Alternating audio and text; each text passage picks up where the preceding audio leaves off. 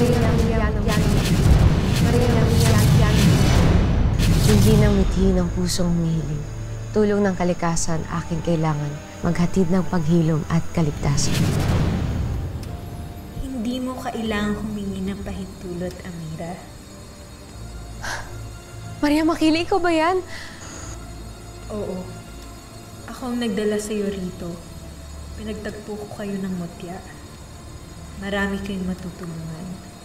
Pero Amira, hindi ito magiging madali. May mga panganib kang haharapin. Maria Makiling, gusto ko makita ang mukha mo.